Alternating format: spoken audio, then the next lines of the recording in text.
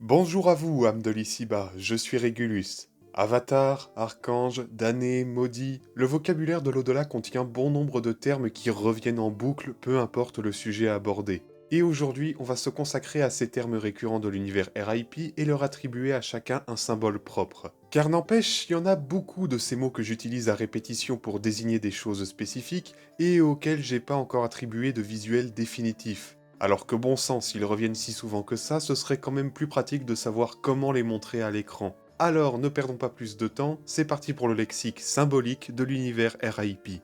On commence tout de suite avec un gros morceau, les avatars. Au nombre de 10, ces divinités sont les plus importantes de la cosmogonie RIP. C'était donc urgent de leur créer un symbole. Et oui, je sais que j'ai déjà créé un symbole spécifique pour chacun d'eux, mais justement, ce sont des symboles individuels. Il n'y avait pas de symbole pour les avatars en tant que groupe. C'est pourquoi j'ai créé cet emblème, un cercle entourant un X pour le chiffre romain 10, et entre ses branches les 4 couleurs d'un jeu de cartes. Pourquoi le jeu de cartes? Eh bah, je détaillerai ça une autre fois, mais retenez juste qu'ici, le pic représente le pouvoir inné d'un avatar, le cœur le pouvoir contenu dans son masque ornemental, le carreau celui contenu dans son arme, et le trèfle celui de sa relique.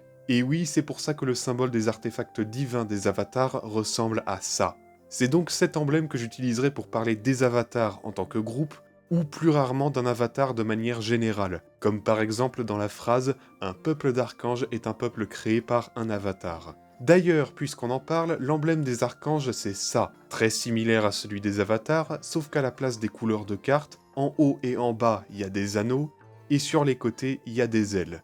Vu qu'il n'y a que 10 peuples d'archanges, on garde le X au milieu. Bien, maintenant qu'on a vu l'emblème des 10 dieux les plus importants de la cosmogonie, passons à celui des 2 plus anciens. Car oui, pour rappel, les avatars ne sont que la deuxième génération de dieux. Avant eux, il y a leurs créateurs, les Armageddons.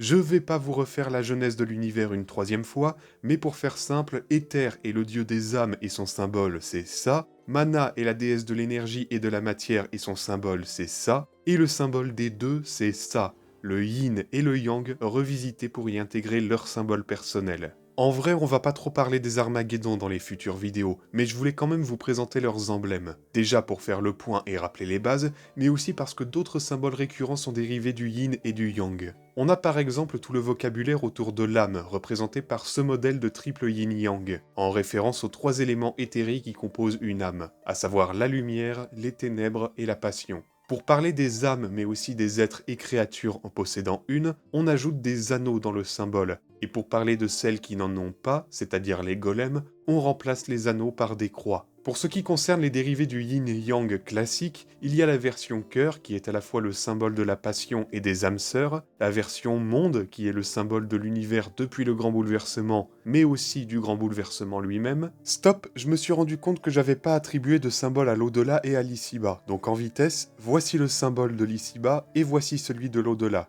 qui est aussi celui de l'univers avant le grand bouleversement. Voilà, parenthèse refermée, on continue. La version étoile pour symboliser les pouvoirs et la magie de manière générale, la version carré pour les échos, c'est-à-dire les avatars qui s'opposent et se complètent dans les concepts qu'ils incarnent, comme la lumière et les ténèbres, et enfin la version œil pour le karma. D'ailleurs, puisqu'on parle de lumière, de ténèbres et de karma, il serait temps de parler des fameuses populations karmiques. Anges, démons, anges déchus, maudits, damnés et néphilim. Et on va commencer par les 2 premiers.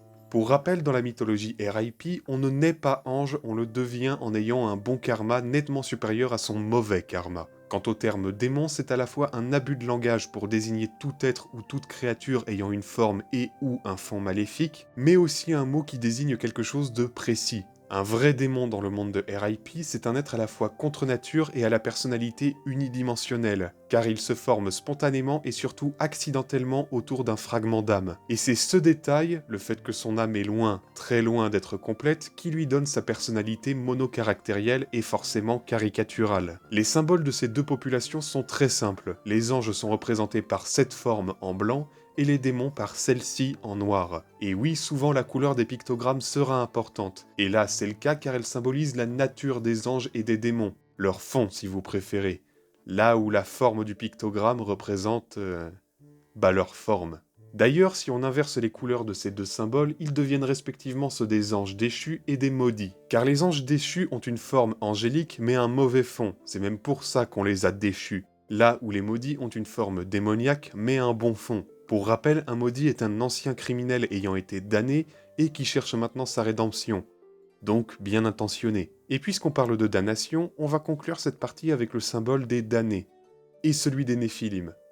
Ils sont tous les deux basés sur les pictogrammes précédents. Les damnés ont une tête de mort, et les Néphilim ont un cercle au milieu de la tête pour montrer la neutralité de leur karma. Car pour rappel, on nomme Néphilim les âmes récemment arrivées dans l'au-delà, dont le karma est relativement neutre. Les âmes, justement. J'ai déjà parlé de 2-3 symboles autour du terme, mais il y a deux notions extrêmement importantes qui ont besoin d'un symbole. L'incarnation et la désincarnation. En soi, j'ai déjà ceux des avatars correspondants, mais je voulais créer quelque chose de plus clair, et j'ai donc imaginé ces deux pictogrammes. Pour finir, j'aimerais vous parler des symboles individuels des avatars. Je me suis rendu compte en cours de route que certains se ressemblaient beaucoup trop et qu'un simple swap color ne suffisait pas à éviter la confusion chez certains. J'ai donc fait de petits ajouts sur chacun d'eux pour les rendre plus simples à distinguer. Je vous laisse donc sur un montage montrant une comparaison entre les anciens et nouveaux symboles des avatars et vous donne rendez-vous dans une prochaine chronique. Je vous souhaite une bonne existence dans la vie comme dans la mort et vous dis à bientôt, âme de l'ici-bas.